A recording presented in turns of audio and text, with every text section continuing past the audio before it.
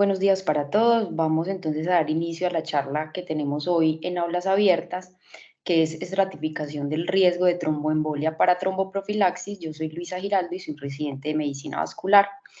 Entonces vamos a hablar de la introducción de los modelos de evaluación del riesgo específicamente en el paciente médico y en el paciente quirúrgico no ortopédico, intervenciones para mejorar la prescripción y conclusiones. Entonces empezamos por la introducción. Recordemos que la enfermedad tromboembólica venosa es una entidad altamente prevalente, incluye tanto la trombosis venosa profunda como la embolia pulmonar y hasta el 60% de todos los casos de tromboembolia son provocados por la hospitalización, ya sea durante el ingreso o dentro de los primeros 90 días del egreso hospitalario. El 10% de las muertes hospitalarias están asociadas con embolia pulmonar y de hecho se cree ampliamente que la embolia pulmonar es la principal causa prevenible de muerte intrahospitalaria. Y la enfermedad tromboembólica implica complicaciones significativas a largo plazo, como una carga clínica y financiera adicional. Y por eso la prevención de la tromboembolia fue reconocida como una prioridad clínica principal para mejorar la seguridad del paciente en los hospitales hace más de una década.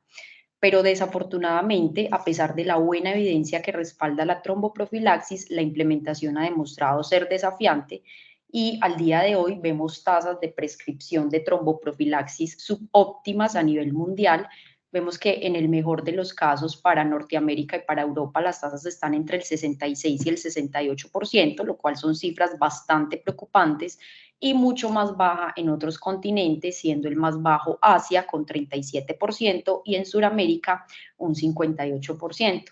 Y el panorama en Colombia no es distinto de lo que sucede a nivel mundial. Tenemos tasas de prescripción apropiada de tromboprofilaxis que van entre el 40 y un 70%, siendo más altas para una institución en Cartagena y en Bucaramanga y más bajas para un hospital de Neiva. Entonces, la prevención de la enfermedad tromboembólica venosa se describe como secundaria o primaria o secundaria. Secundaria implica la detección temprana y el tratamiento de la enfermedad tromboembólica venosa. Sin embargo, la prevención primaria es el método preferido porque su eficacia está bien establecida y es más rentable que tratar las complicaciones una vez que ocurren. Y el método profiláctico primario ideal debe tener estas características: facilidad de administración, eficacia, seguridad y rentabilidad, o por lo menos la neutralidad en los costos. Y esta prevención primaria se puede administrar a través de diferentes métodos. De hecho, los estudios respaldan el valor de la deambulación temprana, la compresión neumática intermitente, pero sin duda la tromboprofilaxis farmacológica con heparina es la medida preventiva más ampliamente extendida, porque ha demostrado que reduce la incidencia de eventos de tromboembolia posoperatoria en un 70 o un 93% y en el paciente médico reduce el riesgo de embolia pulmonar en un 57%, de embolia pulmonar fatal en un 62% y de TBP en un 53%. Entonces vemos que la tromboprofilaxis farmacológica es una estrategia muy eficaz para la prevención de la trombosis asociada a la hospitalización. Sin embargo, es una estrategia que implica incremento en las tasas de sangrado, lo que enfatiza el papel de la evaluación de riesgos estandarizada para optimizar la selección de pacientes y la relación costo-beneficio. Entonces, ¿cómo podemos evaluar el riesgo de tromboembolia? Y esto es muy importante porque es el primer paso fundamental en el proceso de prevención de la tromboembolia. Y para esto se han diseñado múltiples modelos de evaluación del riesgo a nivel mundial, precisamente para permitir una tromboprofilaxis dirigida a esos pacientes que tienen más probabilidades de beneficiarse de ella. Pero a pesar de todas estas múltiples escalas, al día de hoy existe incertidumbre acerca de qué modelo es más eficaz para su uso en la práctica clínica, porque el modelo ideal debe ser altamente sensible, con una especificidad aceptable, debe ser fácilmente aplicable y rentable. Entonces empezamos con el paciente médico. Para el paciente médico, entonces se han descrito múltiples modelos de evaluación de riesgo. Vamos a revisar los tres más descritos, más utilizados y más recomendadas a nivel mundial, que son la escala de Ginebra, el IMPROVE y el PADUA. Empezamos por el PADUA. El PADUA se diseñó en este estudio del 2010, que fue un estudio de cohorte prospectivo liderado por la Universidad de Padua en Italia, que tuvo el objetivo de evaluar si un modelo de evaluación de riesgo simple puede ayudar a discriminar entre pacientes médicos hospitalizados con alto y bajo riesgo de tromboembolia y si la implementación de la tromboprofilaxis en ese grupo de alto riesgo conduce a una protección duradera contra la tromboembolia. Se incluyeron todos los pacientes consecutivos ingresados durante 2 años en la sala de medicina interna de la Universidad de Padua, que en total fueron 1.180 pacientes, y fueron seguidos hasta 90 días después del ingreso para determinar la incidencia de tromboembolia. El Padua se generó empíricamente al integrar el modelo de Kucher, que era el que previamente estaba disponible, con ítems adicionales y al modificar los puntajes de las variables. Y este es el Padua que conocemos al día de hoy. Entonces incluye 11 variables, que son 11 factores de riesgo independientes de tromboembolia, clasificando a un paciente como de alto riesgo de tromboembolia con un puntaje de Padua a partir de 4. Entonces vemos que incluye variables como el cáncer, la trombosis previa, movilidad reducida, trombofilia, trauma o cirugía en el último mes, mayores de 70 años, falla cardíaca o respiratoria, infarto o ICV isquémico, infección o trastorno reumatológico, índice de masa corporal más de 30 o que estén en tratamiento hormonal. Y estas son las características basales de la población de la que derivó el Padua. Entonces vemos que hay un porcentaje significativo de pacientes con cáncer, con movilidad reducida e incluso con obesidad. Entonces ellos encontraron que los pacientes que tenían un Padua menos de 4 tenían una tasa de tromboembolia 90 días del 0.3%, por lo que fueron clasificados como de bajo riesgo, y por el contrario, los pacientes de alto riesgo con un Padua más de 4, si recibieron tromboprofilaxis, la tasa de tromboembolia 90 días fue del 2.2%, en comparación con aquellos que no recibieron tromboprofilaxis, donde se incrementó la tasa en hasta el 11.8%. Con un HR general de tromboembolia con profilaxis de 0.13, es decir, que en este estudio se redujo un 87% la probabilidad de tromboembolia usando la profilaxis. Por lo que este estudio concluyó que el Padua tiene el potencial de mejorar la estratificación del riesgo de tromboembolia en pacientes médicos hospitalizados en comparación con la práctica habitual. Sin embargo, su validez requiere la confirmación y validación adecuadas de otros grandes estudios prospectivos. Entonces, cuando analizamos qué ventajas y desventajas tiene el Padua para implementarlo en nuestro medio, entonces como ventajas identificamos una validez interna adecuada porque fue un estudio de corte prospectivo bien diseñado, hubo claridad en los criterios de inclusión, de exclusión, en los objetivos, las características de los pacientes entre los grupos fueron similares, identificó los principales factores de riesgo de tromboembolia, incluyó pacientes de mayor riesgo y al día de hoy el Padua es el modelo de evaluación de riesgos con más estudios a nivel mundial. Es un método autoexplicativo, fácil, adecuado y efectivo. Sin embargo, como desventajas tenemos que la muestra no fue tan grande, casi 1.200 pacientes en comparación con otros estudios que han diseñado modelos que incluyen una más grande población de pacientes, que no incluye otros factores de riesgo que al día de hoy sabemos que están asociados con trombosis, como el uso de catéteres.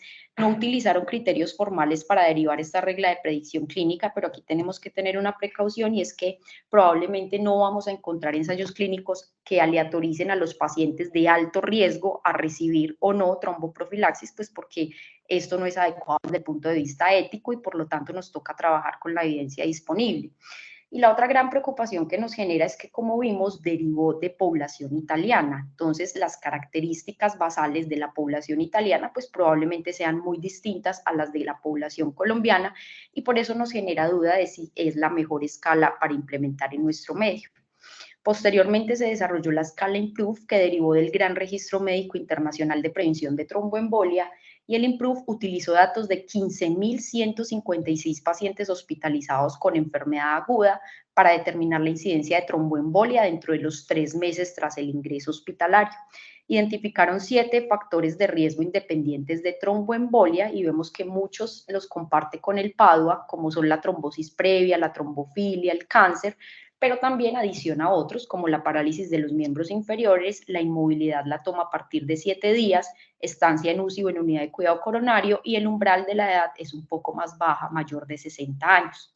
Entonces, la puntuación total predice el riesgo de tromboembolia a los 3 meses, estando indicada la tromboprofilaxis para pacientes con IMPROVE a partir de 2, en quienes se ha documentado una tasa de tromboembolia a 3 meses del 1.5%, y para pacientes de alto riesgo, que sería IMPROVE a partir de 4, ese riesgo se incrementa a 5.7%. Entonces, el IMPROVE usó datos de 52 hospitales en 12 países y vemos que dentro de los 12 países que incluyó está Colombia. Entonces, ¿cómo fue la experiencia del IMPROVE en Colombia? Colombia participó con 5 centros hospitalarios, que fueron 4 en Bogotá y 1 en Cali. En total fueron 1.948 pacientes, que corresponden al 12% de la población total del IMPROVE. Y ellos encontraron que en Colombia hubo tasas más altas de prescripción apropiada de tromboprofilaxis, que fueron del 76% en comparación con el promedio mundial, que era del 60%. Y que probablemente esto se pudo haber asociado con mejores desenlaces hospitalarios, pero además encontraron que en los hospitales colombianos el sobretratamiento fue mayor que para el resto de los países evaluados, es decir, que en Colombia se hizo más tromboprofilaxis para pacientes apropiados en comparación con el resto del mundo, pero también se hizo más tromboprofilaxis a pacientes que claramente no se beneficiaban de ella. Y si bien por fortuna esto no incrementó las tasas de sangrados, pues sí llevó a costos no justificables desde el punto de vista médico. Entonces, cuando analizamos qué ventajas y desventajas tiene el IMPROVE para aplicarla en nuestro medio, qué ventajas tiene, que es una muestra significativa de pacientes y tiene representación de población colombiana, que son casi 1.200 pacientes, 2.000 pacientes, es un método fácil, adecuado y efectivo. Y dentro de las desventajas tenemos que la muestra no fue al azar, fue una muestra por conveniencia, y antes de sacar la conclusión de que hubo mejores desenlaces hospitalarios del IMPROVE en Colombia, se debe hacer un ajuste por otras variables confusoras que no se hizo, por lo que debería confirmarse en otros estudios. Y si lo comparamos con el PADUA, tiene muchos menos estudios. Entonces, cuando comparamos las características basales de la población de la cual derivó el PADUA con las características basales del IMPROVE en Colombia, vemos que son completamente distintas. Mientras que el cáncer estuvo en el 20% en PADUA, en el IMPROVE en Colombia solo en un 6%, y la trombosis previa en un 4% en PADUA en comparación con el 1.8% en IMPROVE. Entonces vemos que probablemente los dos principales factores de riesgo más importantes para tromboembolia se presentaron muy distinto en los pacientes del estudio PADUA y en el IMPROVE en Colombia. Y en las demás variables sí le ganó el IMPROVE por una mayor prevalencia de falla cardíaca, infarto, infección aguda o reumatológica. Entonces, probablemente esto nos sugiere que las características basales de estas poblaciones no son comparables y que por lo tanto no podemos sacar conclusiones o implementar tan fácilmente el PADUA en nuestro medio. Entonces, y además, si miramos que probablemente la muestra del IMPROVE en Colombia, que fueron casi 2.000 pacientes, fue mayor que el PADUA total, que fueron 1.180 pacientes, pues por todos estos factores, probablemente el IMPROVE sea una herramienta adecuada para utilizarla en nuestro medio. También tenemos otra escala, que es la escala de Ginebra. Se desarrolló a través de una encuesta transversal a nivel nacional que abarcó 1.097 pacientes. Se desarrolló en Suiza e incluye 19 variables, adiciona factores de riesgo como síndrome mieloproliferativo, síndrome nefrótico. Vemos que incluye otra como la deshidratación, medida a través de una valoración subjetiva por el clínico. Y clasifica a los pacientes en riesgo bajo o alto si tienen un Ginebra más de 3 según el riesgo de tromboembolia. ¿Qué pasa con el Ginebra? ¿Qué ventajas tiene? Que tiene un desarrollo metodológico riguroso, sin embargo tiene unas desventajas que limitan su uso en nuestro medio. Lo primero es que tiene pocos estudios en comparación con el IMPROVE y con el PADUA. Es un modelo de evaluación de riesgos que es complejo y la evidencia al día de hoy sugiere que si un modelo tiene un alto valor predictivo, pero es lento, es costoso, es difícil de aplicar o es menos relevante, pues definitivamente no será de uso común, por lo que es una desventaja muy significativa. Y lo otro muy importante es que solamente tiene el estudio de diseño en Suiza y su estudio de validación, que también fue en Suiza. No se ha estudiado en ninguna otras poblaciones, por lo tanto, estas desventajas sí limitan su aplicabilidad en nuestro medio. Entonces, estos estudios tienen validación externa. Esta diapositiva es muy engorrosa, pero solo les quiero decir que el PADUA tiene estudios de validación multicéntrica en todos los continentes, el IMPROVE principalmente en Estados Unidos y el Ginebra únicamente tiene el Estimate, que es el estudio de validación en Suiza, no más. Cuando miramos la evidencia en Colombia, ningún modelo de evaluación de riesgos ha sido validado externamente en Colombia y por eso nos preguntamos, entonces, ¿cuál es la mejor escala? En el 2021 se publicó este artículo en el British que se titula ¿Cuál es el mejor modelo de evaluación de riesgo de tromboembolia en pacientes hospitalizados? Entonces, ellos comienzan diciendo que aunque los muchos modelos de evaluación de riesgo se superponen con respecto a los factores de riesgo individuales, como los vimos para el PADUA y para el IMPROVE, existe una variación significativa entre los modelos con respecto a la composición y el umbral de alto riesgo de tromboembolia. Veíamos que para PADUA es 4, para Ginebra es 3, para IMPROVE a partir de 2. El desempeño comparativo de diferentes modelos se ha evaluado en múltiples revisiones sistemáticas, pero todas concluyen en una falta de generalización y validación adecuada de los modelos disponibles actualmente. La variabilidad en los métodos y la medición de los resultados impide realizar estimaciones conjuntas de la eficacia. Y ya lo que habíamos hablado, los modelos de evaluación de riesgos complejos parecen compararse desfavorablemente con criterios simples y reproducibles. Y finalmente, el año pasado se publica esta actualización del uso global de modelos de evaluación de riesgo, que fue una revisión sistemática y metaanálisis que, si bien no tuvo como objetivo estudiar el desempeño de los diferentes modelos de evaluación del riesgo, sí reportó que a nivel mundial la escala PADUA fue la más utilizada y ninguno de los estudios que incluyó esta revisión sistemática se centró en el IMPROVE. Ellos anotan que no encontraron grandes desviaciones de un modelo a otro, lo que indica que la tromboprofilaxis se administra a un porcentaje similar de pacientes independientemente del modelo de evaluación de riesgos que se hubiera utilizado. Entonces, ¿qué tenemos con la evidencia al día de hoy? Que ningún modelo de evaluación de riesgos es superior a otro. Entonces, basados en esta evidencia, ¿qué nos dicen las guías? Tenemos las guías norteamericanas, que son las CHES en su última versión, que fue del 2012. Entonces, ellos describen que utilizan los modelos de evaluación de riesgo para estimar el riesgo de trombosis en los pacientes hospitalizados. Son conscientes que existen múltiples modelos y que todos tienen sus limitaciones, como la falta de validación prospectiva, la aplicabilidad solo a subgrupos de alto riesgo, inadecuado seguimiento en el tiempo y excesiva complejidad. Pero a pesar de eso, ellos recomiendan el PADUA para clasificar a los pacientes en riesgo bajo o alto de tromboembolia, porque dicen que a pesar de las limitaciones de este modelo proporciona la mejor base disponible para juzgar el riesgo de los pacientes hospitalizados. Por el contrario, las guías de la Sociedad Americana de Hematología de tromboprofilaxis en el paciente médico, en su última versión, que fue en el 2018, ellos describen que, basados en un mejor entendimiento de estos problemas, un cambio en el paradigma en la evaluación y la prevención de la tromboembolia se está produciendo, que impulsa a los médicos a luchar por una profilaxis individualizada basada en el riesgo de tromboembolia, y que los dos principales modelos que son más ampliamente estudiados han sido el PADUA y el IMPROVE. Ambos tienen validación externa y demuestran una discriminación justa en identificar los pacientes hospitalizados que tienen y no tienen mayor riesgo de tromboembolia. Entonces vemos que estas ASH 2018 no dan recomendaciones de evaluación del riesgo, pero revisan las puntuaciones de PADUA y de IMPROVE. Y además, estas guías sugieren que los médicos y los sistemas de atención en salud incorporen evaluaciones del riesgo de tromboembolia en su aplicación de las pautas de prevención de trombosis para optimizar la administración apropiada de la tromboprofilaxis. El año pasado se reunió un grupo de expertos en Latinoamérica con miembros de la Sociedad Americana de Hematología, y ambos estuvieron de acuerdo en que, si bien las directrices de la ACH se desarrollaron para una audiencia mundial, las recomendaciones se vieron influenciadas por las perspectivas de los países de altos ingresos, y que por lo tanto la implementación de algunas de estas recomendaciones puede no ser sencilla en otros contextos y puede requerir consideraciones adicionales, porque ellos son conscientes de la brecha socioeconómica importante que existe en América Latina. Y por eso se reunieron para publicar esta guía el año pasado, con el propósito de brindar recomendaciones basadas en la evidencia para el contexto latinoamericano.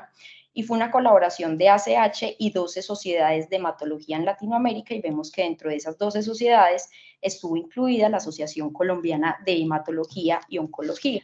Entonces, estas guías de Latinoamérica 2022, ¿qué nos dicen? Básicamente siguen la misma línea de las ASH 2018. Ellos no hacen recomendaciones de evaluación del riesgo, pero nuevamente revisan el puntaje IMPROVE y el PADUA. Y, por ejemplo, anotan: para la mayoría de pacientes hospitalizados con condiciones no críticas, especialmente si pueden caminar o hacer terapia física, el uso de heparinas probablemente agrega costos e inconvenientes sin un impacto significativo en la prevención. pero por el contrario, los individuos de alto riesgo, como aquellos con reposo en cama o que tienen factores de riesgo como cáncer o trombosis previa, el uso de heparinas puede estar justificado.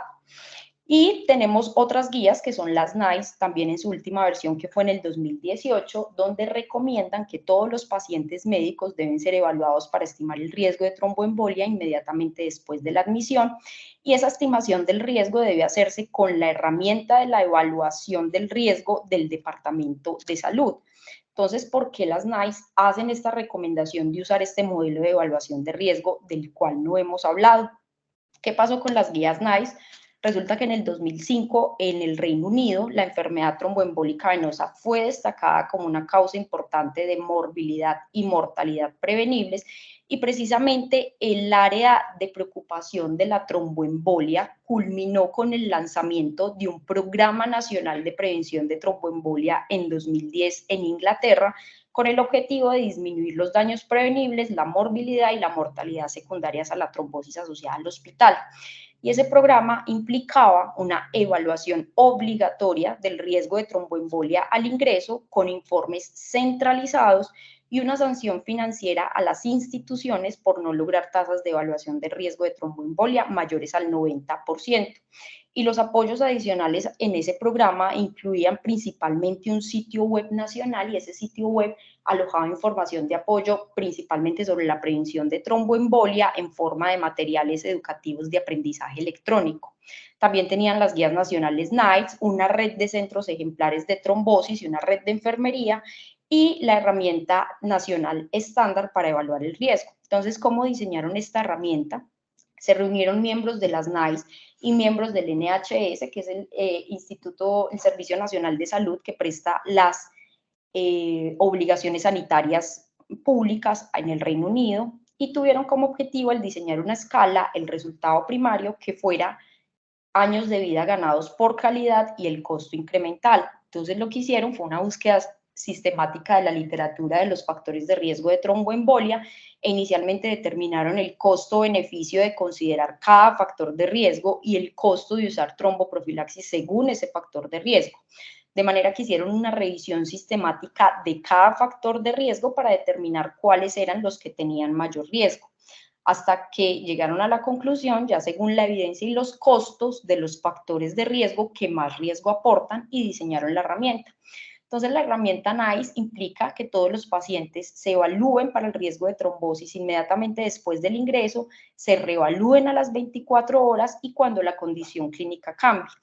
Entonces, esto aplica tanto para pacientes médicos como para pacientes quirúrgicos, y el primer paso es evaluar si el paciente tiene una movilidad reducida, que ellos la definen movilidad reducida como una movilidad menor a la movilidad normal de la persona. Entonces, si el paciente no tiene movilidad reducida, ahí termina la escala y el paciente no necesita tromboprofilaxis, pero si el paciente tiene movilidad reducida, pasamos a hacer una estratificación adicional del riesgo basada en los factores de riesgo específicos del paciente, como las comorbilidades, o con el tipo de intervención al que se va a someter.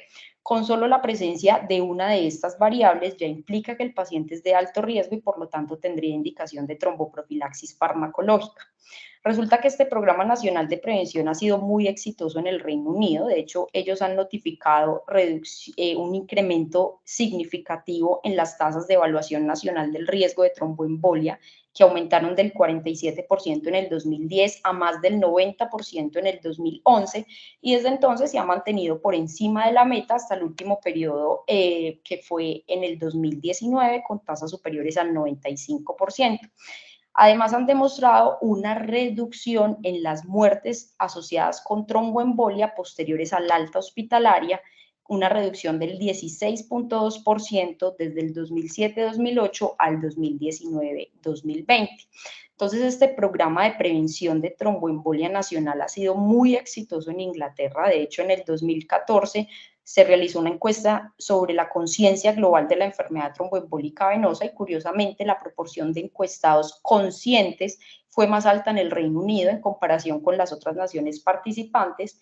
Para el 2016, expertos internacionales en trombosis reconocieron al Programa Nacional de Prevención de Tromboembolia de Inglaterra como líder mundial y recomendaron un modelo de evaluación de riesgos documentado en todo el mundo, ya sea la herramienta NICE o una herramienta alternativa. La reunión de la ICTH en 2019, en representación de 34 países, el Reino Unido fue uno de los 3 países con una buena aceptación de la evaluación obligatoria del riesgo de tromboembolia, a propósito por las mayores tasas de prescripción apropiada de tromboprofilaxis a nivel mundial. Entonces, ¿qué ventajas y desventajas tiene esta escala si queremos aplicarla en nuestro medio? ¿Qué ventajas tiene? Pues que no hay duda de sus resultados exitosos, pero ¿qué desventajas tiene que limitan su aplicación en nuestro medio? Las tasas de prescripción en el Reino Unido han sido entonces muy altas, más del 70 al 90% en comparación con el resto, que han sido del 40 al 60%. No se sabe por qué sucede eso. En parte puede estar relacionado por diferencias en las indicaciones de hospitalización, pero no se sabe si es que la herramienta NICE identifica demasiadas personas o es que las otras herramientas no identifican a las suficientes. Lo otro y muy importante es que únicamente fue diseñada para la población del Reino Unido. No tiene estudios de validación ni ha sido probada con otras herramientas en otros lugares del mundo, precisamente para evaluar su precisión diagnóstica o efectividad. Y algo muy importante es que el éxito en la evaluación del riesgo de tromboembolia de Inglaterra parece deberse más al Programa Nacional de Prevención, que implica múltiples intervenciones e incluye un sistema de apoyo basado en la decisión clínica, más que a la escala per se. Por lo tanto, por todas estas desventajas, definitivamente esta sí no es una escala que pudiésemos implementar en nuestro medio. Antes de hacer la conclusión de las escalas del paciente médico, vamos a ver el paciente quirúrgico no ortopédico, y quise traer esta frase que me gustó de uno de los artículos que leía mientras preparaba esta charla. Es natural para un cirujano considerar el sangrado como un problema quirúrgico y la trombosis como un acto de Dios. Nos gustaría sugerir una filosofía diferente, y eso es muy importante porque debe ser el objetivo de una política institucional de prevención de tromboembolia. Entonces, para el paciente quirúrgico se han descrito menos modelos de evaluación de riesgo. Probablemente los más utilizados sean la escala Rogers y Caprini. Rogers se desarrolló en 2007 en Boston y utilizó datos de 183,000 pacientes que se sometieron a cirugías generales, vasculares y torácicas en uno de 128 hospitales de veteranos o en 14 hospitales del sector privado, y asignaron puntos a las variables que resultaron ser predictores independientes del riesgo de tromboembolia. En total incluyeron 15 variables que tienen que ver con el tipo de cirugía, la clasificación de riesgo anestésico ASA, características del paciente, pero también, como vemos acá, valores de laboratorio preoperatorio, donde se incluye la bilirrubina y la albúmina, y además incluye otras variables, otra variable que es la unidad de valor relativa del trabajo, que es una medida para calificar calificar la complejidad de un procedimiento quirúrgico, pero en términos de recurso humano y recurso tecnológico. Entonces, esta escala definitivamente tiene unas ventajas que también limitan su uso en nuestro medio. Es engorrosa y probablemente todos los datos no van a estar disponibles en los pacientes de nuestro medio, y ya hablamos lo que implica una escala compleja. Y lo otro más grave es que únicamente solamente tiene estudio de diseño en Boston y no ha sido validado ni estudiado en otra parte a nivel mundial, por lo que no es una opción. Por el contrario, en 1986, el doctor Joseph Caprini colaboró con un grupo de médicos, de cirujanos, de científicos y de enfermeras para desarrollar una puntuación de estratificación del riesgo basada en factores asociados con los pacientes que desarrollan eventos de tromboembolia. Entonces, el puntaje incluía tanto factores de riesgo hereditarios como adquiridos, y se publicó por primera vez en 1991, que fue cuando se desarrolló en un estudio en Estados Unidos con 538 pacientes de cirugía general que fueron evaluados prospectivamente a través del Caprini. Y según la puntuación total, se agrupaban en categorías de riesgo muy bajo, bajo, moderado o alto. Entonces vemos que según esta certificación, la profilaxis podría adaptarse al riesgo individual del paciente. Ya posteriormente el Caprini ha evolucionado. La versión del 2005 es la más utilizada al día de hoy, es esta que conocemos. Entonces incluye múltiples variables a las cuales asigna un puntaje de 1 a 5, y tanto factores que tienen que ver con el paciente como sus comorbilidades, como también con el tipo de cirugía. Entonces, si dura menos de 45 minutos o dura más de 45 minutos o si es laparoscópica. Posteriormente, en el 2010 inician los grandes estudios de validación prospectiva del Caprini y al día de hoy el Caprini ha sido validado en más de 5 millones de pacientes y en más de 250 ensayos clínicos, tanto así que el uso de este modelo se ha ampliado para incluir otras subpoblaciones quirúrgicas, no solo cirugía general, sino también otro tipo de cirugías. Por ejemplo, en cirugía plástica y reconstructiva existe un Caprini específico modificado para esta subpoblación quirúrgica y también ya hay datos de validación en cirugía bariátrica. Posteriormente, en el 2013 se publica la última versión del Caprini, que incluye unos factores de riesgo adicionales que al día de hoy se sabe que están asociados con trombosis, pero que no se evaluaron durante los estudios de validación iniciales. Entonces, por ejemplo, incluye cirugía prolongada como más de 2 horas, a la cual otorga 3 puntos, y adiciona otras variables como quimioterapia, tabaquismo, diabetes dependiente de insulina o transfusión sanguínea. Sin embargo, al día de hoy sigue siendo más utilizada el Caprini 2005, que permite entonces, según el puntaje, clasificar a los pacientes siendo de alto riesgo un Caprini a partir de 5, quienes tienen un riesgo inicial estimado de tromboembolia de al menos el 6%. Posteriormente, en el 2014, se traduce el Caprini al ruso y al mandarín y entonces los investigadores de estos países la validan, la modifican según los resultados de su evaluación personal y la implementan dentro de sus pautas nacionales de prevención de tromboembolia, tanto así que hasta el día de hoy han demostrado estos países, Rusia y China, reducciones marcadas y sostenibles en las tasas de tromboembolia posoperatoria. ¿Qué limitaciones tiene el Caprini? Las dividimos en 2 grupos: eventos de tromboembolia incidentes a pesar de profilaxis adecuada o los factores de riesgo que no incluye. Eventos de tromboembolia incidentes, y esto fue porque empezaron a investigar los eventos de tromboembolia posoperatoria que ocurrieron en pacientes a pesar de recibir la tromboprofilaxis apropiada, y encontraron 3 riesgos importantes: someterse a cirugía de emergencia con un OR de 1.4, a múltiples cirugías de 1.9 o desarrollar sepsis operatoria con un OR de 2.4. Y ninguno de estos riesgos se ha considerado tradicionalmente en Caprini, pero tampoco en otros modelos de evaluación de riesgos. El Caprini sí incluye la sepsis, a la cual le da 1 punto, pero al día de hoy se sabe que la sepsis perioperatoria incrementa en más de 2 veces el riesgo de tromboembolia. Y lo otro son los factores de riesgo que no incluyen en el Caprini. Sin embargo, aquí debemos tener en cuenta que un modelo de evaluación de riesgo no puede incluir todos los factores de riesgo posibles asociados con tromboembolia y al mismo tiempo seguir siendo práctico para el médico. Entonces, por eso, aunque el Caprini no puede ser realmente completo, el médico debe tener en cuenta que algunas circunstancias requieren una consideración especial para determinar la necesidad de tromboprofilaxis. Basados en esta evidencia, ¿qué dicen las guías? Entonces, nuevamente, las CHES del 2012 siguen la misma línea de las recomendaciones para el paciente médico. Ellos son conscientes que existen múltiples modelos, que todos tienen sus limitaciones y recomiendan utilizar el Caprini para evaluar el riesgo.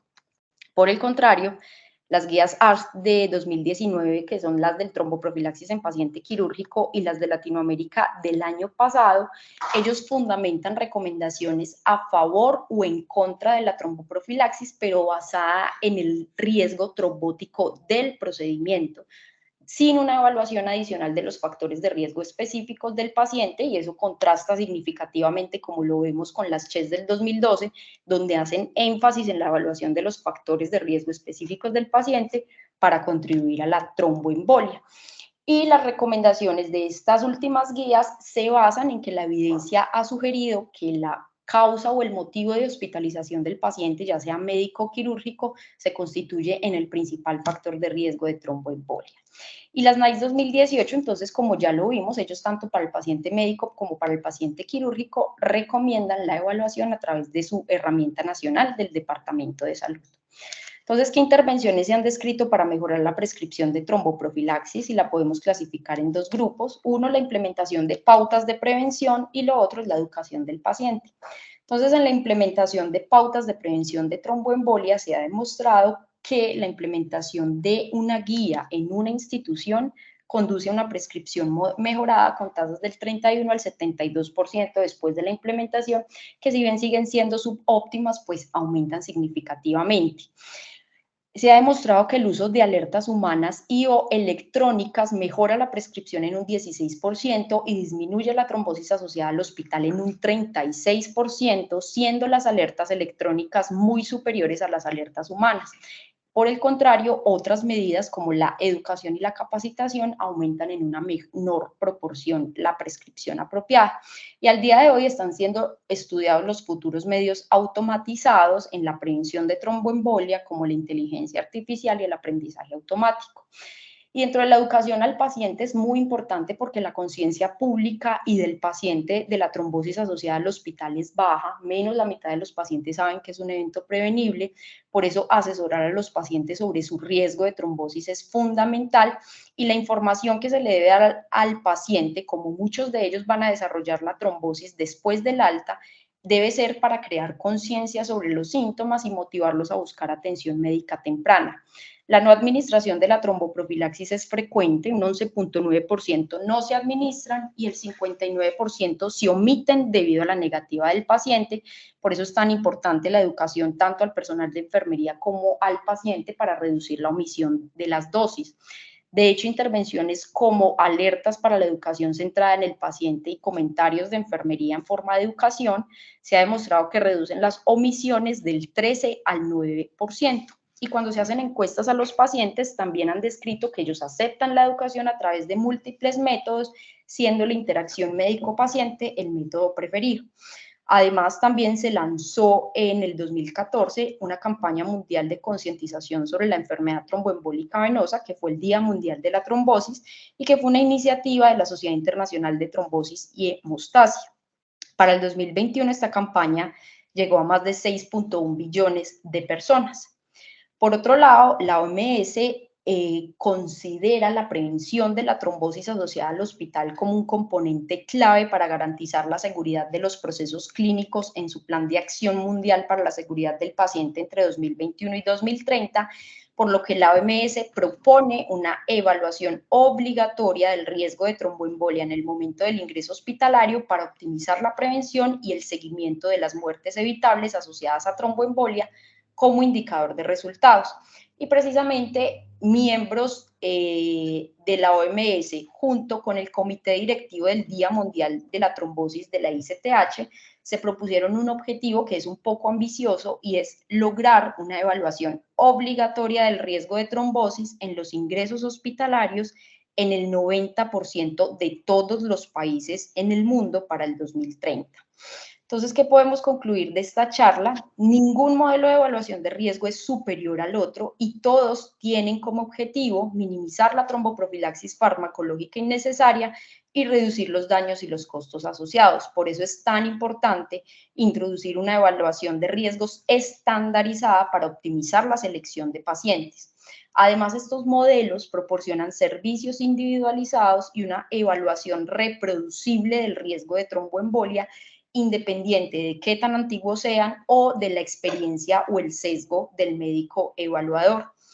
El uso pragmático de una herramienta universal de evaluación de riesgo de trombosis es la clave para una implementación exitosa y la adopción de ese modelo debe depender no solo de factores generales, sino de otros aspectos, y esto es muy importante, como la población diana, la aceptación general y la recolección de ítems clínicos específicos para su cálculo y de la prevalencia esperada de tromboembolia en la población objetivo. Por lo que, según lo que acabamos de revisar, con la evidencia disponible en Colombia para paciente médico, es más apropiado desde el punto de vista epidemiológico o estadístico por las características que vimos de la población colombiana, utilizar el IMPROVE, pero también tenemos la opción del puntaje de Padua incluido en las guías. Y para el paciente quirúrgico sí usar Caprini, puesto que para esto sí no tenemos otros modelos de evaluación del riesgo y es el más validado a nivel mundial, aunque idealmente debería ser validado en Colombia. Pero más que adoptar un modelo de evaluación de riesgo o preocuparnos por cuál usar, lo más importante es realizar un enfoque sistemático para la prevención de tromboembolia que incluya un programa nacional de prevención con intervenciones múltiples y que incluya múltiples servicios que sea multidisciplinario como el que existe en Inglaterra, porque se ha demostrado que esto mejora significativamente el uso de la tromboprofilaxis y reduce la mortalidad asociada con la trombosis a la hospitalización. Y la inclusión en el protocolo de seguridad del paciente debe ser una política institucional hospitalaria fuerte, porque el éxito en los resultados se debe tanto al uso de un modelo respaldado a nivel nacional, como también métricas coordinadas, prácticas locales de mejora de la calidad y también obligaciones contractuales de ese riesgo de tromboembolia. Muchas gracias, quedo atenta a preguntas o a comentarios. Luisa, espectacular la charla, ¿viste? Me gustó mucho. Yo tengo varios comentarios que hacer aquí porque este es un tema que yo le he pedaleado bastante desde hace varios años. Cuando yo llegué al hospital Alma Mater antes León 13, la regla era que en los servicios los pacientes estuvieran sin profilaxis antitrombótica, y te imaginas de complicaciones tromboembólicas que veíamos, era mucha embolia pulmonar diagnosticada y no diagnosticada, muchos pacientes que hacían deterioro respiratorio durante la hospitalización o con muertes súbitas, ¿cierto? Que nunca se supo qué es, que en el certificado de función le ponían un infarto de miocardio, pero que uno sospecha que era una embolia pulmonar y que nunca se sabía.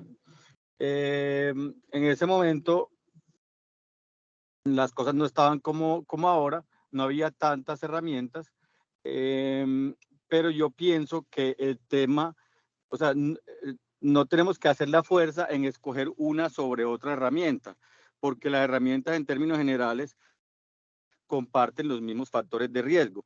Y el hecho de que no esté validada específicamente en Colombia no me parece un problema, porque la población italiana, por ejemplo, del Padua, es población occidental que se comporta similar a la población latinoamericana. Otra cosa fuera que hubieran hecho eso en población asiática, que sabemos que la tasa de complicaciones tromboembólicas, por ejemplo, de los japoneses, es diferente a la de la población occidental. No le veo mucho problema. Obviamente es ideal que se validara aquí, y el hecho, la validación esa que mencionaste del IMPROVE no me parece tampoco la gran cosa, porque es que simplemente no se escogieron para ponerle profilaxis porque tuvieran los mismos factores de riesgo, sino factores de riesgo diferentes, pero una evaluación de la eficacia de la estrategia de profilaxis definida por la escala en cuanto a la prevención o no de embolia pulmonar o de enfermedad tromboembólica, que para eso tú tendrías que haberle hecho a los pacientes evaluación ecográfica, a ver si en verdad estaba previniendo para lo que se está usando. No fue eso lo que se hizo, simplemente se cogieron unos pacientes, ni siquiera al azar, sino por conveniencia, y se les puso la profilaxis y listo. Entonces no creo que eso a mí me diga que esa escala es superior a otra escala. Entonces, volviendo a la historia de la León 13, yo he descubierto, allá uso Pablo de Caprini, que más que definir una escala sobre otra, y tú lo dijiste en la charla, lo que hay que hacer es hacerle entender a los médicos, meterle en la cabeza que tienen que pensar en ese tema, porque eso, ahí es donde está el problema del asunto. Un cirujano puede ser el berraco para operar una cadera o un cáncer o no sé qué, y él va y te muestra la radiografía y mira esto como me quedó hermoso, y lo presenta en un staff, pero él está pensando en su operación, él no está pensando en el riesgo global del paciente. Entonces es lo que yo les digo a ellos: de nada nos ganamos de ser el berraco, el que más sabe operar, el que le queda más bonita la cirugía, si se te muere el paciente en el posoperatorio. Eso lo hablo mucho con el cirujano oncólogo, que tiene muy buena aceptación del tema. Entonces es muy importante pensar en términos globales del paciente, y es que no se te puede olvidar el uso de la profilaxis.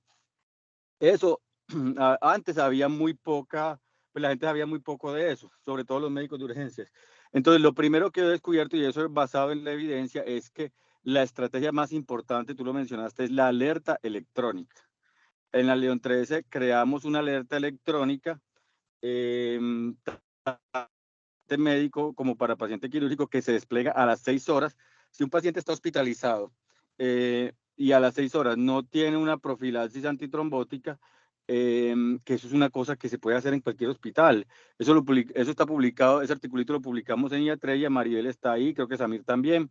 Y si a las 6 horas el paciente está hospitalizado, no tiene alguno de los medicamentos de alerta de antitrombóticos, se despliega la alerta, y es de obligatorio trámite. Es decir, tú no puedes pasar a hacerle notas ni a hacerle órdenes al paciente hasta que no tramitas la alerta electrónica, que te da 3 opciones.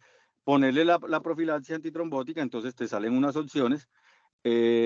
También es muy importante aquí aclarar que muchas veces los médicos ponen que el paciente no le van a poner profilaxis antitrombótica que porque tiene riesgo de sangrado. Entonces, para esos pacientes, ahí se les hace la salvedad que ese paciente sí necesita profilaxis y que considere una profilaxis con compresión neumática intermitente y medias antiembólicas, si el paciente pues en verdad la requiere.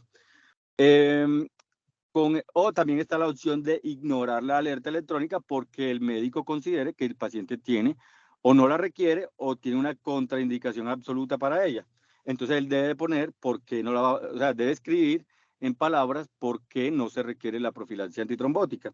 Entonces, esa sola medida mejoró bastante el uso de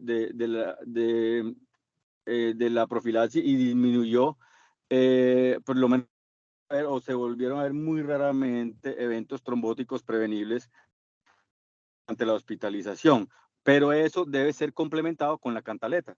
Entonces, estarle dando conferencias a los médicos, sobre todo en urgencias, a los médicos de urgencia, a los médicos generales, a los urgentólogos, incluso a los médicos de cirugía, a los internistas, a todo eso a todos se nos olvida. Entonces, estar recordándole el tema. ¿Cuál es el problema? Lo bueno de la alerta es que es una medida no agotable, pero la alerta sola no es suficiente, porque después de un tiempo yo de estar dándole charla a los médicos, uno se cansa, uno tiene otras cosas que hacer, ¿cierto? Entonces es importante que en los hospitales, ahora que tú vas a ir a trabajar como vascular, probablemente te va a tocar eso, en tu institución, que haya una persona más allá que sea el doliente. O sea, tú puedes dar las directrices y dar unas charlas al principio, pero tú no, cada mes no vas a estar dando una charla sobre ese tema. Entonces, que haya un doliente que esté pendiente, que esté encima del tema, obviamente lo que tiene que estar al área, que en el hospital mío es la escala de Pauda y de Caprini, y con eso, porque yo que he visto que la alerta es perdurable en el tiempo, pero desde que yo dejé de dar las charlas, se ha venido cayendo un poco, porque hay médicos que les da pereza, entonces ponen en la alerta cualquier cosa y no le ponen profilaxis al paciente. Entonces, yo creo que el gran mensaje de la charla es que escoja cualquier escala, pero haga la guía hospitalaria y haga una alerta electrónica que vale 3 pesos, que eso no vale nada y que es muy fácil de implementar, y luego eduque a sus médicos. Probablemente con el tema de la inteligencia artificial, ahorita voy a hablar, se me ocurre la idea durante esta charla de hablar con Alejandro Hernández para hacerla como un poco más inteligente, como para seleccionar mejor los pacientes y mejorar la alerta electrónica que tenemos. A mí no me preocupa tanto, pues obviamente lo ideal es que uno le ponga profilaxis al que la requiere. No me preocupa tanto el tema de sobreprofilaxis, de sobretratamiento, porque es que es una medida que no se asocia significativamente a sangrados. Pues sí, una enoxaparina, pues cualquier medicamento tiene efectos adversos, pero yo prefiero que pequen por exceso y no por defecto. Pues lo ideal es que lo hagan bien, ¿cierto? Porque es que una complicación tromboembólica puede ser la muerte o puede valer mucho dinero o muchas complicaciones. Probablemente una dosis de enoxaparina extra de 40 miligramos no se asocie con muchos efectos adversos. Lo ideal es hacerlo bien, ¿cierto? Pero prefiero que nos vayamos para el lado de exceso que de efecto. Gracias.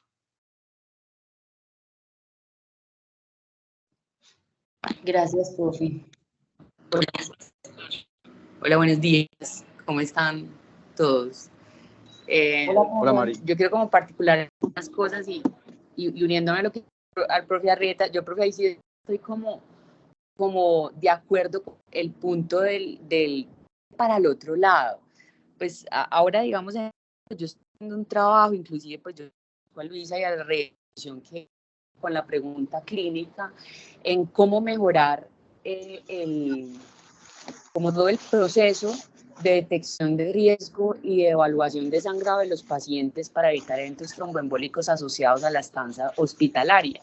Entonces, esa primera pregunta, definitivamente, más que una escala en sí, es una escala fácil, pero definitivamente tiene que tener un proceso, y ahí es donde, en ese punto, profe, yo estoy muy de acuerdo con usted. La alerta electrónica es algo que definitivamente mejora la adherencia a la prescripción de tromboprofilaxis hospitalaria, pero necesitamos inteligencia artificial.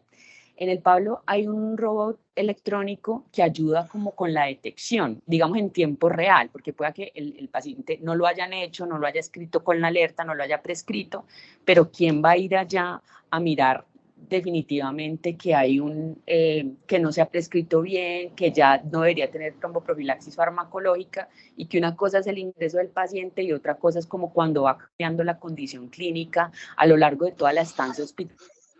Cambia el riesgo de sangrado, cambia el riesgo tromboembólico.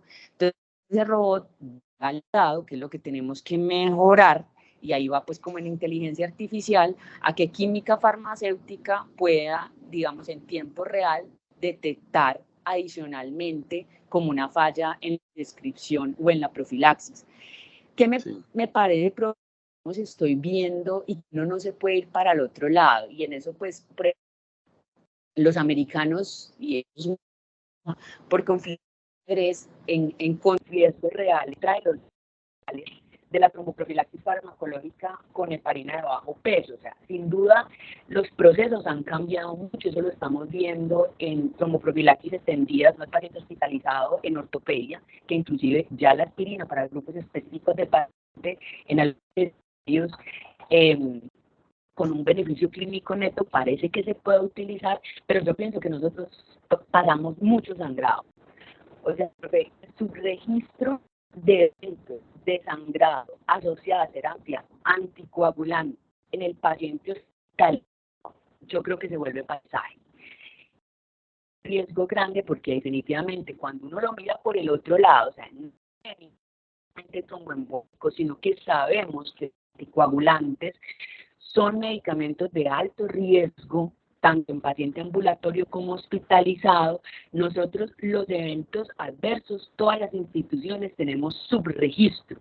Entonces, la mayoría de las veces nos estamos dando cuenta de que con esa tromboprofilaxis adecuada, por ejemplo, en un manejo perioperatorio que contribuyó a un choque hemorrágico que no se explicaron. No solamente la clasificación de riesgo, sino que yo pienso que dentro de las seguridad, políticas de seguridad institucionales, me parece súper, también me le uno, profe, en lo que vayas como con inteligencia artificial, de detección de ese riesgo de sangrado para minimizar como las complicaciones es muy alta. Y lo estoy como viendo tangiblemente en este proceso de creación de programa, que si bien uno es muy sensible con la protección de riesgo y debe seguir siendo así, también es importante no dejar a un lado la forma de vigilancia farmacológica de las complicaciones por sangrado, porque pasan, el problema es que están subregistradas porque no las desconocemos y así no se pueden modificar conductas. Entonces, me parece un punto importante. Respecto también otra vez a lo de la escala, a mí me sorprendió digamos, la revisión que hizo Luisa con el INPUF para evento tromboembólico. Yo pienso que también nos abre posibilidad de investigación, porque si pienso que, por ejemplo, digamos en el hospital, en el alma mater, profe, usted que ya se tiene todo el trabajo con lo de PADO y todo, uno hacer una escala, pero sería interesante, por ejemplo, uno validar, que uno le llama la atención que es algo que tenemos tan intrínsecamente como apropiado en las conductas, pero ninguna tengo no tiene, digamos, como capacidad de predicción entre las escalas, para uno decir esta es mejor que otra. Y muchas veces nosotros podemos estar pecando por exceso porque así nos ha llevado el sistema a incrementar el porcentaje de adherencia a tromboprofilaxis, pero no la profilaxis adecuada dependiente al riesgo, que son indicadores muy diferentes, y también los indicadores de evento tromboembólico asociado a la estancia hospitalaria, pero también de sangrado mayor o clínicamente relevante asociado a la anticoagulación. Entonces, pienso que a pesar de esa tromboprofilaxis le sigue abriendo a uno muchos campos como de investigación. Por ejemplo, para los nosotros nos vamos a adherir a PAUA, no solamente por el hecho de que es una fácil, sino porque es que también es necesario compararse y compararnos en instituciones, frente a todas las instituciones en Colombia, para que nos permita mejorar eso. Y esa posibilidad de tener inteligencia artificial para el seguimiento y para el seguimiento de la tromboprofilaxis extendida, por ejemplo, en los pacientes de ortopedia, que yo pienso que se deja muy al lado y también hay complicaciones por los dos lados con ese escenario de pacientes, le permite mejorar problemas en los cuales no somos fuertes, educación para los pacientes y personal nuevo, que es lo que está con el profe, que definitivamente yo estoy de acuerdo. O sea, tiene que haber una estrategia que permita de forma consistente y frecuente retroalimentar el proceso de protección en el... Muchas gracias. Sí, Mari, completamente de acuerdo con tu comentario. Y yo agregaría ahí, aparte de profilaxis extendida en ortopedia y en cirugía, una alerta también para los filtros de vena cava que se olvidan tanto. Supremamente pertinente tu comentario. Y adicional, entonces, el tema de paciente que se le pone un filtro de vena cava transitorio, que esté ahí alguna forma de una alerta, porque tú sabes que a los médicos se nos olvida mucho. O sea, somos muy rápidos para mandar un filtro de vena cava, pero somos muy lentos, o se nos olvida mandarlo a retirar y ya sabemos todas las complicaciones en que eso termina. Y antes en la León 13, cuando implementamos la alerta, nosotros teníamos, yo no sé si tú alcanzaste, cuando era reciente, conociste a Jensi, la química farmacéutica, que ella revisaba diario a los pacientes a los que se le ignoraba la alerta electrónica y revisaba la justificación del médico y se tomaba el trabajo de ir habitación por habitación a ver si era verdad lo que el médico había escrito o era carreta, y se sentaba conmigo y después con Rafa a hacer la lista, a revisar paciente, y le hacíamos una notica. Cuando veíamos que era mentira lo que escribían, hacíamos una notica en la historia clínica diciendo pues que el paciente en verdad tenía tal riesgo de trombosis, lo calculábamos el riesgo y le implantábamos, le tomábamos la medida y le poníamos la profilaxis antitrombótica con nota en la historia clínica. Entonces, desafortunadamente por temas de personal eso lo dejamos de hacer, pero una medida bastante buena lo que hacíamos con ese, y la idea sería retomarlo. Buenos días. Dos cosas. Listo, sí. Es para completar lo de Juan Carlos. Estas cositas se hacen y después se van diluyendo porque Juan lo implementó, Maribel lo implementó, yo lo implementé. Resulta que vienen otras personas y como que se duermen en estas profilaxis y ya duerme el sueño de los justos, como decían. Así hay algo que nos sirvió a muchos y en el país hubo un programa que tuvo a los del Clexane, no me acuerdo aquí cuál era el médico. Bueno, en todo caso hicieron no, Pfizer era de otro, pero bueno, era Sanofi, sí, que hizo un programa nacional con respecto a la zona libre de trombosis, que eso como que nos abrió un poquito la mente en hacer esto, pues en reforzarla. Pero en este momento las cosas se han dormido y en ese estudio sí se logró ver que cuando se implementó, lo que hacía Juan más o menos es vigilar los pacientes quirúrgicos y médicos en el Hospital de San Vicente, que era el de nosotros, y luego en otras partes del país, y se pasó en forma muy importante de un valor, no me acuerdo si el 30% que se hacía profilaxis a un 45%, algo así, puede que me equivoquen los datos, pero yo creo que esas cosas se van durmiendo.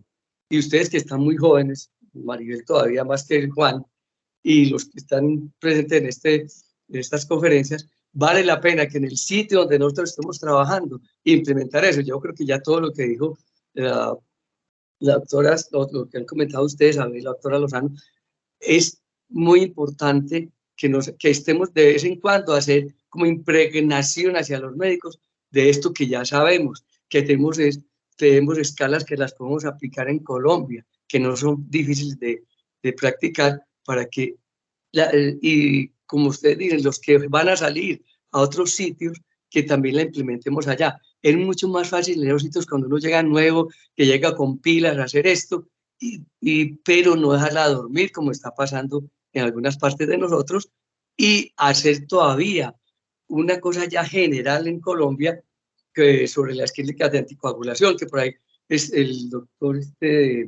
Juan, del Valle Lili, hay una clínica de anticoagulación que sí valdría la pena como revivirlas a nivel nacional y hacer reuniones al respecto, porque si no, estas cosas se van a morir, es lo que yo preveo con el tiempo.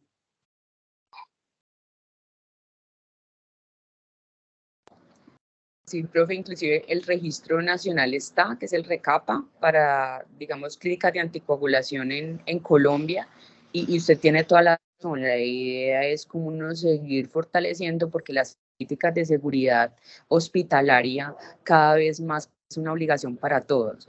Yo me quiero apartar una cosita y hacerle como una invitación al profe Arrieta, pues como al servicio, que me parece importante. Yo no sé si ustedes vieron con el cuento de la inteligencia artificial, pues yo no sé mucho, pero me parecería muy bacano como hacerle una invitación de profesor invitado a Alejandro Hernández, porque hace poco salió un artículo en el Journal of Vascular Surgery de la inteligencia artificial, cómo la inteligencia artificial optimiza la cirugía vascular.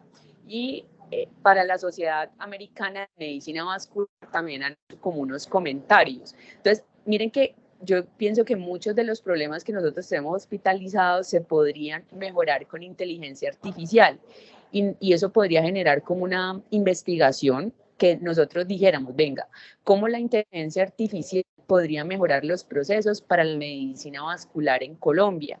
Y que, por ejemplo, los próximos residentes diseñáramos o se diseñara con ellos, y eso fue pues como también una idea de investigación, crear la alerta de filtros de vena cava institucionales y de seguimiento de esos filtros con un sistema de inteligencia artificial. Entonces, no sé, profe, si podamos hacer eso, primero invitarlo para que él nos hable un poquito de eso y decir cómo nosotros tener como idea, y eso empezarlo desde la universidad, que creo que debe ser como la fuente de nacimiento en que mejore los procesos de la atención de la medicina vascular en las enfermedades que nosotros manejamos, y que no nos quedemos, empecemos a hacer, y que algunos de los que llegan nuevos de estos fellows puedan hacer una investigación sencilla con eso. Sí, me encanta la idea y cuenta con eso. Si tienes ese artículo, me gustaría que nos los compartieras por el chat, el que acabas de mencionar. Y hoy a mañana, Rafa y yo hablamos con Alejandro, le comentamos la inquietud y le empezamos a trabajar. Me parece supremamente útil, pertinente esa iniciativa que sale de esta conferencia. Sí, profe, y que nos haga una charlita como de generalidades de profesor invitado, lo podemos cuadrar cuando él nos diga para el próximo mes, para que él nos dé más ideas para empezar a construir eso y hacer una reunioncita con los residentes, con él, con todos en un espacio académico para generar eso, que me parece súper útil. Sí, que nos enseñe, y él está supremamente involucrado e interesado en esos temas, entonces yo creo que él es la persona adecuada. Listo, pues muchas gracias, y gracias a Luisa y a todos.